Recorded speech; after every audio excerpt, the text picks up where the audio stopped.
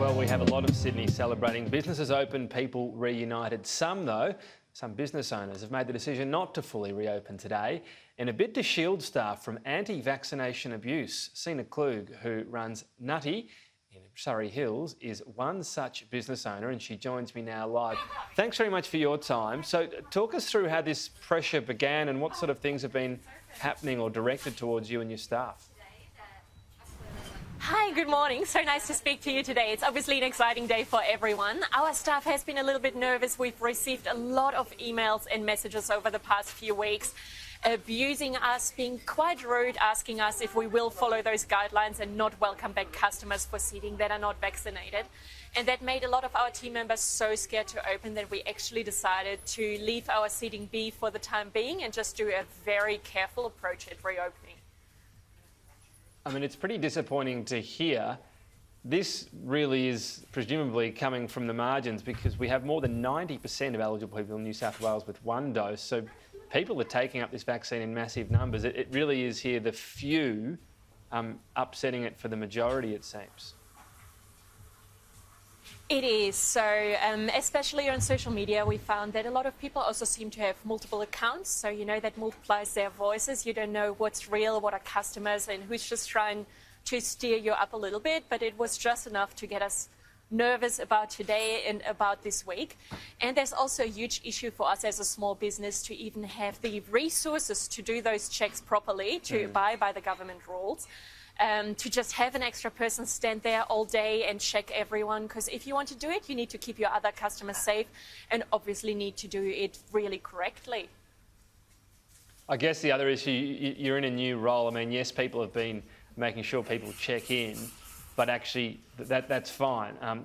There'd be more people, I guess, in this situation being asked to see their vaccine passport, and if they don't have it, you have to ask them to leave and you take on a sort of a new almost police role, which would be pretty difficult for some people, I guess. So it's obviously a really hard position for us. We are just very used to providing friendly service to make sure to police every single customer is quite uncomfortable. And we're still having issues. There's so many people where the apps don't connect, that don't have their certificate properly at the moment. It takes time for them to show it on their phone. That stops then the service and the whole queue when people are ordering. So we feel the government just rushed it a tiny bit because we don't have the technology at the moment to check people properly. Well, I guess December, not too far away. I know it's easy to say, but that's when everything will be back to normal. I say normal, but what do you think has changed? How are customers changing in their sort of behaviour and their needs that you think will be an ongoing adjustment for you?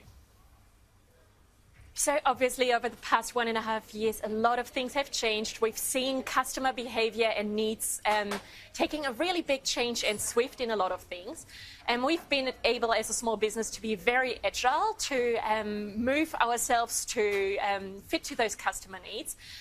We've had a great advantage here. The City of Sydney has an amazing program for al fresco dining that has been so beneficial for our business. A lot of people want to stay safe, stay outside, but we've also seen a huge rise in delivery inquiries. That is businesses sending gifts to all of their employees for Zoom meetings, birthday parties. So our website has actually been incredibly popular, more so than people coming into the store. And I think that a lot of people will remain staying safe over the next few weeks to see what is happening. And we're just going to be agile and able to, care for all of the different demands and people's safety as well. A lot of people have been reaching for the sweet treats during lockdown. So you at Nutie, I'm told the pronunciation was, I'm sure you can cater for them. Gluten-free, I'm told, is a specialty. So people interested in that can log on or pop into the store. Just finally, what about your workforce? Because there's been a lot of talk about the caps on immigration and whether they're causing any labour shortages. Are you seeing any of that yet? Oh, we've seen most of that already in the last year. We've been struggling immensely, especially in hospitality. We do rely on international workers, pastry students, people on student visas that come into the country. We've been struggling immensely. There's been kind of a war going on between smaller and bigger businesses on wages over the past year. It's been incredibly difficult. And visa conditions also make it very hard. So we've had people that are already in the country and we've trained them for 3 years and the government is forcing them to move to rural Australia. So we've lost a lot of people to their visa conditions moving to Adelaide or Tasmania. And that obviously leads for wages here in the city to rise immensely. We keep on posting ads, there's barely any replies. And I know a lot of friends with small businesses that can't even open for seating because they do not have the wait staff to service their tables even this week. Well, that's the next chapter, I guess. So we'll see. We hope the various problems are addressed. But look, all the best as you eventually open up, and in the interim as well, Sina. Thank you.